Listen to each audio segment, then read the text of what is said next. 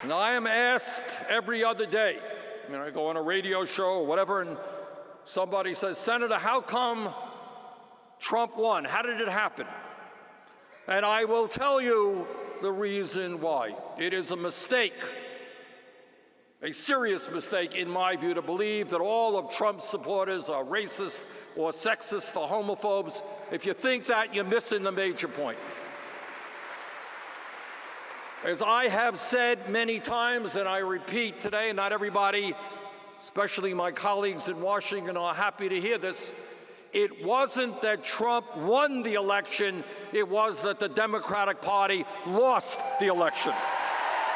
Hey TYT, I'm Nomiki Konst, and this is Chariton.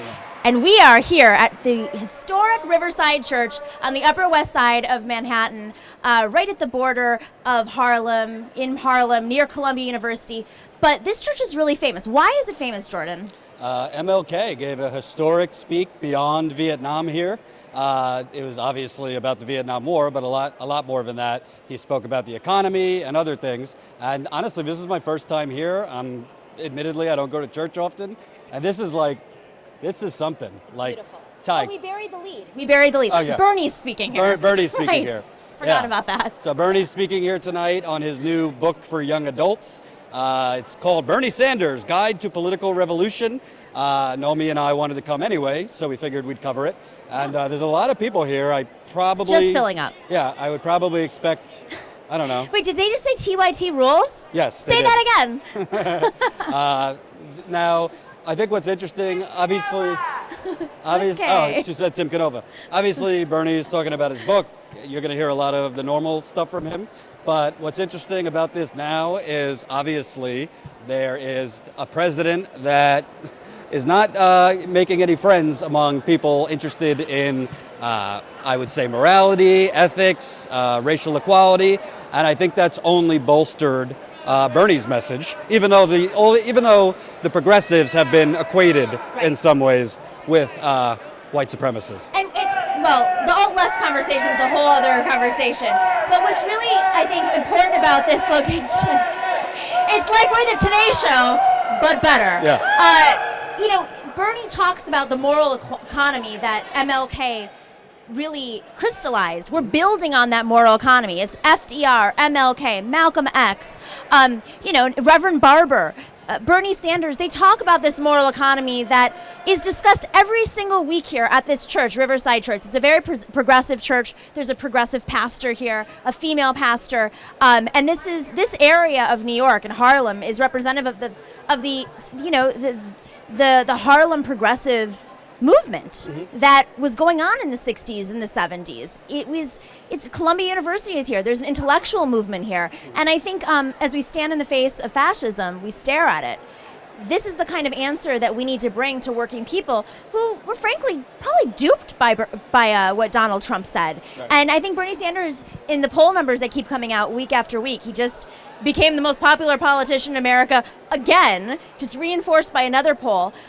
His message is really connecting with communities, possibly a way it didn't during the primaries because, primaries are rushed and a lot of people were learning about him. Well, now everybody knows who he is. Please welcome the pride of Brooklyn and of the other 4 boroughs as well, Senator Bernie Sanders.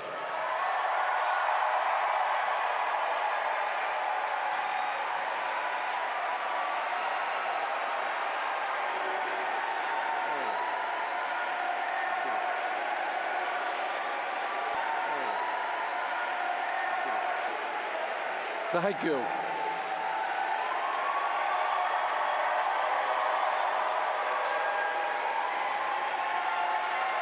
Thank you. If there is any silver lining, however, in what is going on in Texas today in terms of that devastation, it must be the profound reminder that we are one nation, and that the American people and Congress will not turn our backs on the suffering and destruction now taking place in Texas. But it is not just the people of Texas today who need to be protected right now. Our hearts go out to immigrant families in this country who are scared to death, to the young people on the DACA program for whom the United States is their home and there is no place else to go, to the African American community, which recoils in horror seeing Ku Klux Klan people and neo-Nazis march on the streets of America, to the gay community, and to all of us who respond with unbelief, disbelief, at a president who wants to deny transgender people the right to serve in the military, to women who are fighting every day to retain the right to control their own bodies. So tonight we stand with the people. We stand in solidarity with the people in Texas, and we stand in solidarity with all those people who are undergoing oppression and suffering tonight. It was kind of like Bernie speaking at the People's Summit. There was a lot of like draft Bernie people in the audience. So Bernie got a lot of standing ovations, particularly when he said Donald Trump didn't win the election. I just want to thank you for the unbelievable work you do. Talk to us. Day. Talk to us. What's your name? Morgan. Morgan. What did you think of Bernie's speech? I thought it was excellent, like he always speaks. Truth to power, honesty, real ideas, real issues to real people. Now, I covered him on the campaign. There wasn't as much focus on the moral economy and morality, something about being in a church now. He was focusing on humanity and morality. Not a lot of things you hear often in political speak. I think he's recognizing a change in times and a change in the moment and a reaction to what the current climate dictates and the need for what people want to hear today as opposed to what they wanted to hear a year ago, a year and a half ago, 2 years ago. But the ideas are all the same. The concepts are all the same, and the needs for real people are all the same. Do you like the fact that, most politicians, if they lose a primary in the presidency or the presidency, they don't exactly go barnstorming the country the year later? He was just in Indianapolis, Ohio, now this. It seems like whether it's for his political future or passing legislation now, he's really galvanizing the grassroots still in an off election year. I don't think that he is worried about his political future as much as the real future for the real people of this country. As I was saying before Morgan came up, he got a lot of standing ovations. There was burners in the crowd. You had draft Bernie people in the crowd. You also had a lot of, he kind of mixed between talking about history and the moral economy and all that, but also talking about facts. So he said,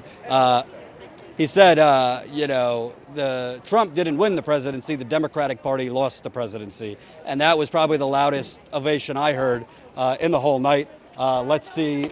Hey, can we talk to you ladies for a second? Come on over, Young Turks. I saw a very nice diversity of age here, skin color, nationalities, this and that. And I also heard Bernie talk a lot more about morality. What do you think about him talking about the moral economy and those types of things? I agree. And I've heard him say that before. And that's why we're all here tonight. Do you think, obviously he didn't win the presidency, but he's going out, all across the country. He was just in Indianapolis, Ohio. You don't see that from politicians that much who aren't running right now. What do you think about what he's doing? He seems to be galvanizing the troops still. Because he believes in what he says. And he has amazing energy. And he didn't just run for president because he wanted to be president. He has a vision. And he is a moral man. And I hope to God he has strength to continue it. I don't know how he has the energy.